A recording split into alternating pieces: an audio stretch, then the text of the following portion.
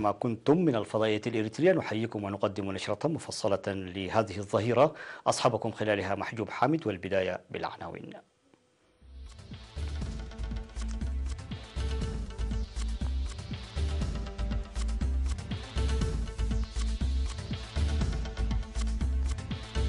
جهود لتوسيع الخدمات الكهربائية في مدينة تسني. الاتحادات الوطنية الإريترية في ألمانيا والكويت تنظم أنشطة دبلوماسية. تنظيم انتخابات مدراء الضواحي في مديرية حلحل. روسيا تحذر قبرص من السماح بنشر قوات أمريكية على أراضيها. 6 مفقودين بعد حادث شامل طائرتين أمريكيتين قبالة ساحل اليابان. وعملية أمنية واسعة ب4 دول أوروبية لمكافحة تهريب المخدرات.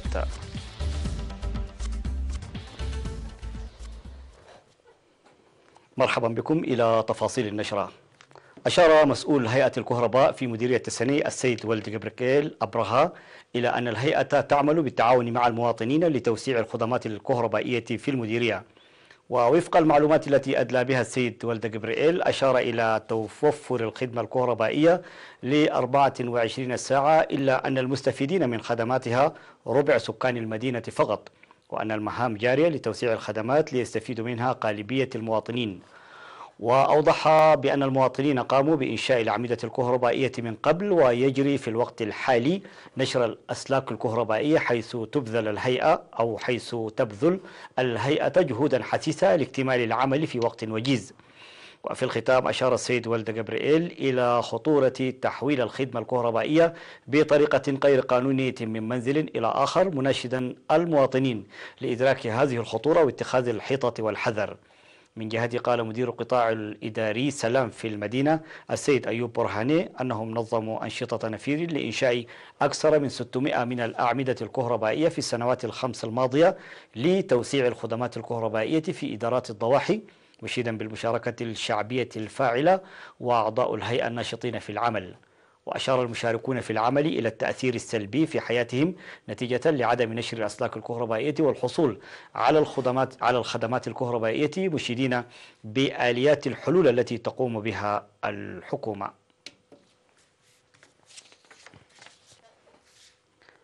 نظمت الاتحادات الوطنية الإريترية في ألمانيا والكويت أنشطة شعبية دبلوماسية. ووفق المعلومات الواردة عقد في 24 من نوفمبر المنصرم مؤتمر اللجنة الوطنية في ألمانيا بحضور ممثلي أكثر من 26 لجان وطنية من مختلف المدن الألمانية وغيرهم من الضيوف المدعوين.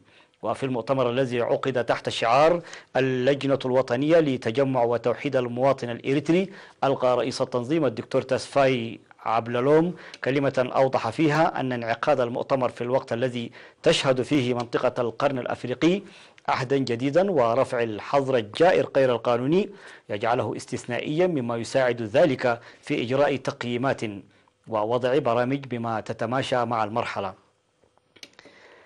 من جهته أشار القائم بأعمال السفارة الإريترية في ألمانيا السيد يوهانس والدو إلى المرحلة الراهنة نتاج صمود وتصدي الشعب الإريتري القويين، مذكرا بأنه ينتظرنا عمل دؤوب لتعزيز السلام الموقع بالتنمية مستفيدين من التجارب الماضية. بدوره أوضح مسؤول الشؤون الجماهيرية والأهلية الإريترية في ألمانيا السيد كحساي تولدي بأن اللجنة الوطنية بألمانيا اكتسبت في وقت وجيز تجارب عديدة من الأنشطة الجارية على مستوى المدن الألمانية والدولة أيضا. وبعد أن قيم المؤتمرون أنشطة العام الماضي وقفوا على توصيات تساعد في تعزيز برامج اللجنة الوطنية، واختاروا لجنة إدارية تنسق هذه الأنشطة. في غضون ذلك احتفل الإريتريون في مدينة فرانكفورت الألمانية في 24 من نوفمبر المنصرم في التجمع الذي نظموه بمناسبة دعمهم لاتفاقية السلام الموقعة بين إريتريا وإثيوبيا ورفع الحظر غير القانوني تحت شعار انتصر الصمود. كما عقدت لجنة الاتحاد الوطني للمرأة في أوروبا في الفترة من 29 من نوفمبر المنصرم وحتى 2 من ديسمبر الجاري بمدينة فرانكفورت الألمانية اجتماعها السنوي. وشارك في الاجتماع رئيسة المرأة السيدة تخأ تسفى ميكائيل وقنصل إريتريا في ألمانيا السيد يوهانس دباس، إضافة إلى ممثلات المرأة القادمات من الدنمارك وفرنسا وألمانيا وهولندا وإيطاليا وبريطانيا والنرويج والسويد وسويسرا. ووضعت المجتمعات برامج 2019 مقيمات أعمال العام الماضي وتطوراته. وفي الختام أكدت المجتمعات على تعزيز دور المرأة في أوروبا في ظل عهد السلام الجديد لمضاعفة برامج الإعمار الوطني. وفي أنشطة دبلوماسية شعبية مماثلة، نظم الإريتريون المقيمون في الكويت احتفال تحت شعار فشل الحظر غير القانوني بوحدتنا وصمودنا، حيث أكدوا من خلاله جاهزيتهم لتأكيد رسالة المرحلة الآنية كعهدهم. نظمت في الفترة من 26 من نوفمبر المنصرم وحتى 3 من ديسمبر الجاري انتخابات مدراء الضواحي والمدراء التنفيذيين ولجان القرى بعدد من مناطق مديرية حلحل، حيث شهد الضواحي فنشبكو وقبي ألبو وماي أوالد وملبسو وارهي وقرست وإنركويت بمديرية حلحل الانتخابات. أوضح المدير التنفيذي في المديرية السيد برهان كحساي للتوعيات المسبقة والتي لعبت دورا كبيرا في إنجاح البرنامج، ودعا المنتخبين إلى القيام بدور رائد في تقديم خدمات إدارية جيدة وتنفيذ برامج التنمية، مدركين المسؤولية الشعبية الملقاة على عاتقهم. يذكر بأن المديرية شهدت في منتصف هذا العام انتخابات مماثلة. هذا وتقع حلحل في الجهة الشمالية عن مدينة كرن حاضرة الإقليم، وتبعد 54 كيلومترا ويقطنها 32 ألف نسمة. صرح مدير مديرية مصوع السيد هيلي أسفها في اللقاء الذي أجراه مع سكان المدينة بأن التأطير القوي المرتكز على الوعي يعتبر حجر الزاوية لبرنامج التنمية. وفي اللقاء الذي انتظم في 8 من ديسمبر الجاري أوضح السيد هيلي فعالية العمل المشترك، مشيرا إلى أن استفادة المواطنين من ثرواتهم البيئية وقيامهم بالعمل الجاد لإنجاز البرامج التنموية الجارية في محيطهم وتأكيد التطور المستدام رسالة تتطلبها المرحلة الآنية.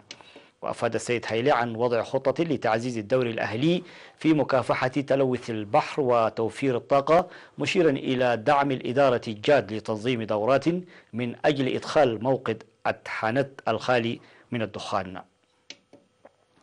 نظم سيمينار قانوني في مديريتي لقو عنسبة وعصب للمواطنين والطلاب حول مكافحة الجرائم والمخالفات.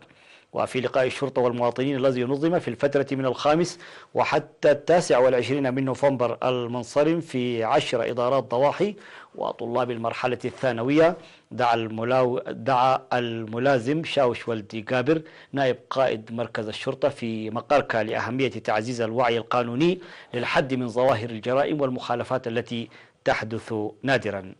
من جهته قدم مسؤول مكافحة الجرائم في المركز السيد ديل تخلي توضيحا مفصلا حول ظواهر الجرائم السائدة وأنواعها، مذكرا السكان لمواجهتها بوعي عال. في غضون ذلك أوضح قائد شرطة المرور بإقليم جنوب البحر الأحمر في مدينة عصب الرائد ملاكي قبر مريم بأن الجريمة محرمة دينيا واجتماعيا، داعيا الطلاب لاحترام قانون المرور أثناء تحركهم من وإلى مختلف الأماكن والمحلات. من جانبهم ناشد المشاركون لتعزيز أنشطة الشرطة الأهلية وإدخال سبل سريعة تساعد المواطنين على نقل المعلومات للشرطة، وكذلك إضاءة الطرق التي لا تتوفر فيها الإنارة. كان ذلك حصيلة أنباؤنا الداخلية. فاصل قصير ونوفيكم بالأنباء العالمية، كونوا معنا.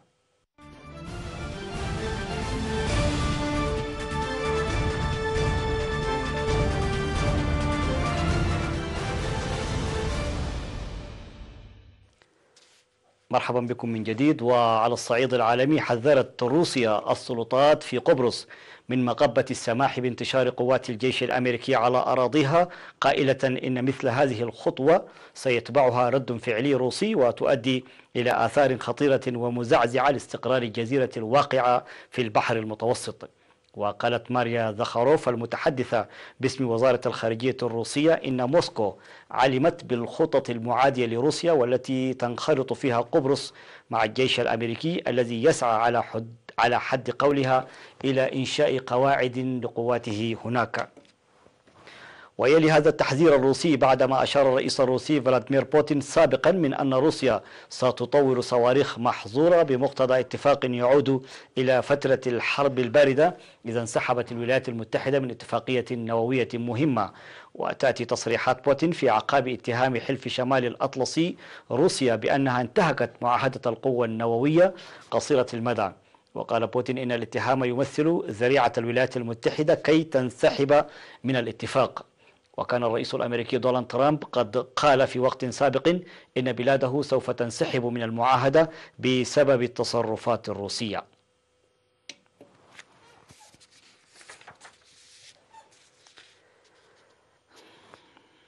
قال مسؤولون أمريكيون إن عملية بحث وإنقاذ بدأت قبالة ساحل اليابان بعد أن فقد 6 من أفراد الجيش الأمريكي في اصطدام طائرتين تابعتين لمشاة البحرية الأمريكية في حادث لم تعرف أسبابه حتى الآن. وذكر المسؤولون أن الطائرتين ربما اصطدمتا في الجو بعد خطأ أثناء التدريب على إعادة التزويد بالوقود. وقالت وزارة الدفاع اليابانية إن قواتها البحرية أنقذت شخصا وإن مساعي البحث والإنقاذ مستمرة. وذكرت مشاة البحرية أن الطائرتين انطلقتا من قاعدة يوكاني الجوية التابعة لها وكانتا تقومان بمهام تدريبية روتينية عندما وقع الحادث. وذكرت مشاة البحرية أن طائرات بحث وإنقاذ يابانية تتولى قيادة عملية الإنقاذ.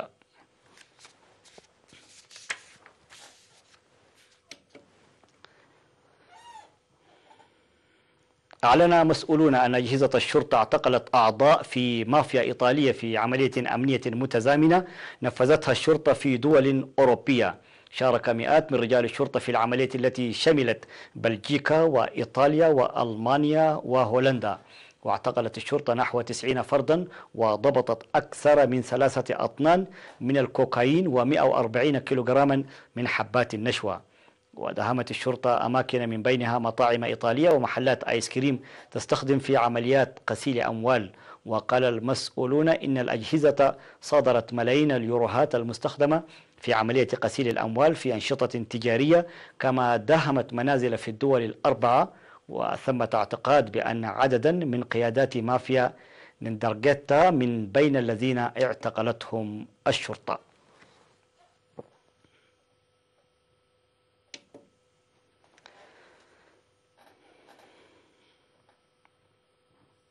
استخدم مهندسون معماريون السكر والبهارات بدلا من مواد البناء التقليدية لصنع مدينة مستقبل من خبز الزنجبيل قابلة للأكل، وذلك في متحف فيكتوريا وألبرت في لندن، بهدف إظهار أن التخطيط العمراني يمكن أن يكون مرحا ولذيذا.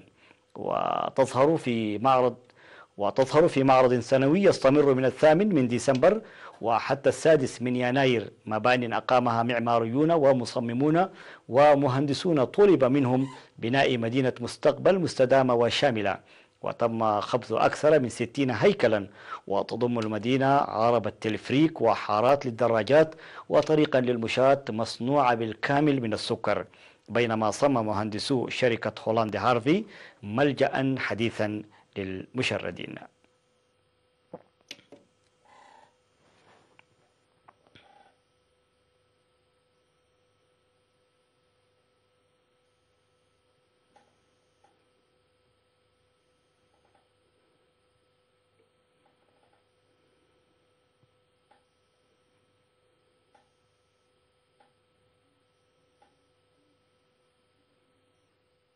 نهاية النشرة، شكرا على حسن المتابعة وإلى اللقاء.